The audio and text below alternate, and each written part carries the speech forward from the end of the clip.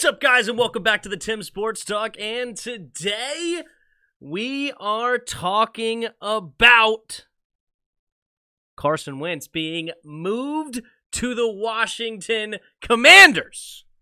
All right.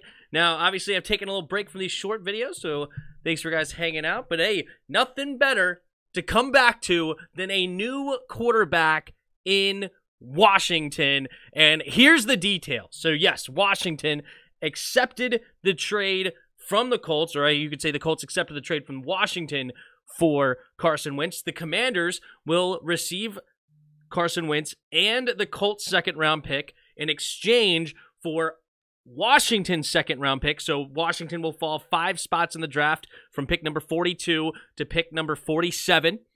And then also 2 third-round picks from this year and 1 from next year. So 1 from this year, 1 from next year, where the 1 from next year can turn into a second if Carson Wentz plays 70% of snaps in 2022.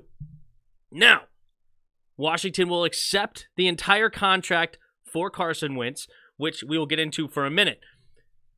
This was the best case scenario for the Washington football team, okay? Not overtrading for an Aaron Rodgers who's 1 foot out the door and wanting $50 million a year. That's insane. Not trading a ton of capital for Russell Wilson and also taking a huge cap hit of $32 million or whatever it is. Not that.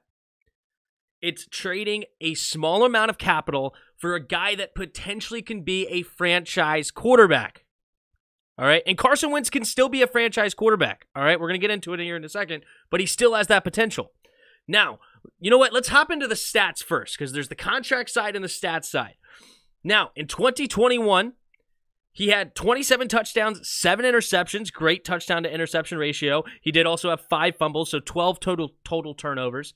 He only had a 62.5% completion percentage, which is not great. You would like that to be higher. And 3,500 yards in 17 games is not great either. You'd like to see that higher. Now, of course, the Colts also relied a lot on the run game with Jonathan Taylor. So Jonathan Taylor took, obviously, a ton of yards from that offense, which, you know, it's not an excuse. It's just an observation, right?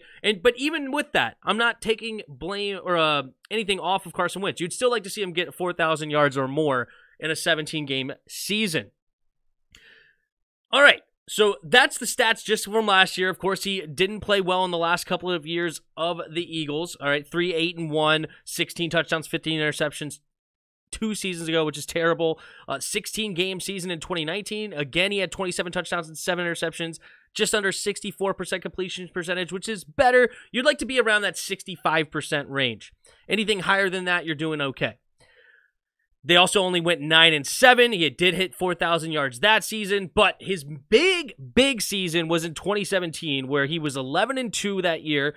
Only a 60% completion percentage, but 3,300 yards, 33 touchdowns, and 7 interceptions. He was an MVP candidate before taking the injury. So that's another big problem with Carson Wentz, is he can get injured, okay? But you can see here he's also played a lot of games. He played 16 games his rookie year, 16 games in 2019, and 17 games last year. The least he's played is 11 games, but still, you can't miss time if you're the quarterback, right?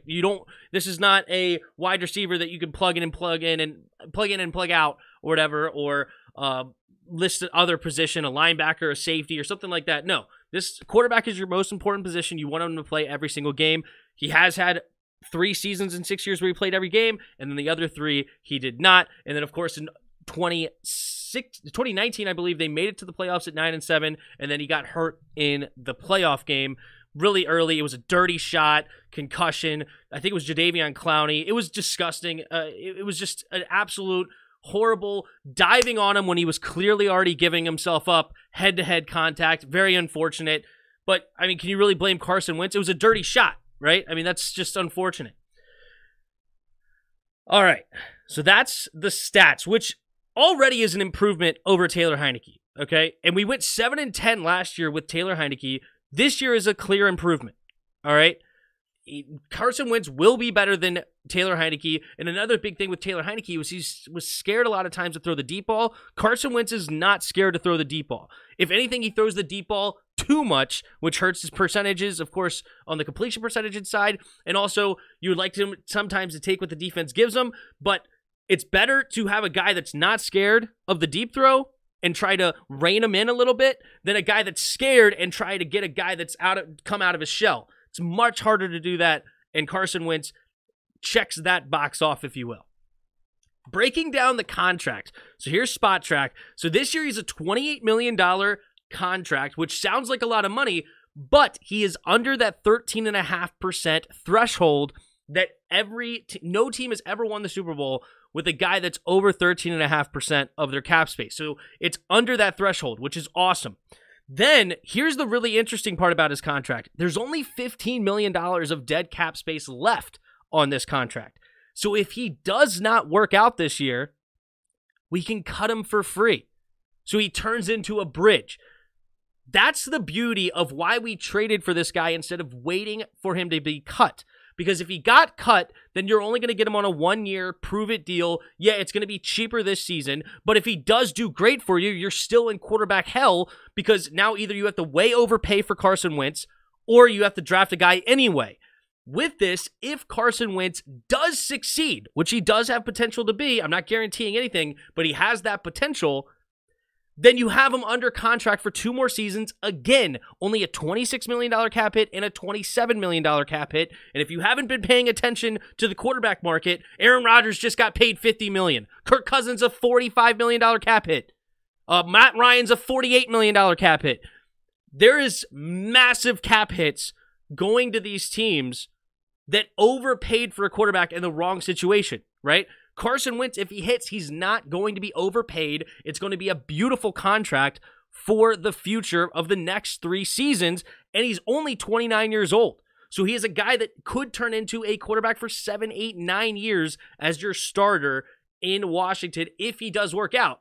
But again, if he doesn't work out, that's when you can cut him for free, right? Yes, you did give up 2 draft picks for him, a potential 3rd and a potential 2nd, or a 3rd and a potential 2nd, maybe a 3rd, depending on if he plays 70% of the snaps or not. But that's why this move is so good. I thought it was the best case scenario because it's not guaranteed to work out by any means, right? Russell Wilson is clearly a better player. Aaron Rodgers is clearly a better player. Deshaun Watson's clearly a better player, right?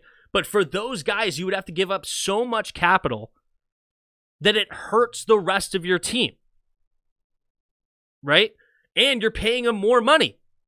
So you're paying them a larger contract and you're giving up a ton of capital. That is why, that's the difference there. And also, you're not drafting a rookie this season in a class that most people think that is not as good as next year's class anyway. So pick number 11 was probably going to be a reach at a quarterback, right? And I wouldn't have minded that, okay? I still would have been okay with us reaching for a quarterback. If that's the direction we would have went, I would have been fine. If we would have taken a Kenny Pickett, Desmond Ridder, Sam Howell, or even a Malik Willis that needed some time to develop but could have been great, that's still a reach at pick number 11. This is a potential reach if it doesn't work out, right, with 2 picks, but it could work out with a guy that's a veteran quarterback in this league that could come in, and this team has a lot of talent, all right? Remember, we went 7-10 with a COVID game where nobody played and a backup quarterback all year. We beat Tom Brady and the Buccaneers. We beat Russell Wilson in the Seahawks, which the Seahawks were very good, but we beat Russell Wilson, right? We ended up having a flat end of the year. Yes, we all agree on that one. But still, we're right in these things if we had a competent quarterback. Taylor Heinicke only had 20 touchdowns, 15 interceptions, right? Not nearly good enough. A lot of Skins fans are really upset about this, right? And a lot of other ones are meh on this. There's very few that are excited on this. But I don't think they see the entire picture of why this was the best move for Washington. It's not the best move because it's guaranteed to work. But it has the lowest risk with the highest reward. That's the point. We're not really risking anything. I mean, we've been throwing away 2nd-round picks for the last 5 years or 10 years or whatever. So trading away a 2nd-round pick for a potential starting quarterback, A guy that's had an MVP caliber season in 2017? It's a good to great move. Because if Carson Wentz works out, nobody's going to care about that 3rd and 2nd round pick and 2nd round swap or that $26 million contract hit next year. Nobody's going to care because those are good things. But hey, you guys let me know what you guys thinking about in the comments. Hit the like button, hit the subscribe button. Thanks for watching until the end. There's a Discord link in the description if you want to hop in our Discord and come talk some football. And also, I'm doing an NCAA bracket where you can win $100 if you win. It's free to enter, and also the very first piece of merch for the channel. So make sure you join. It's in the description as well. The first link, you hit that. The password's also in the description. Tim's TC2 for Tim's Tournament Challenge 2. That's the password. Hop on in. Free to enter. Have some fun. But thank you for watching to the end. And until next time.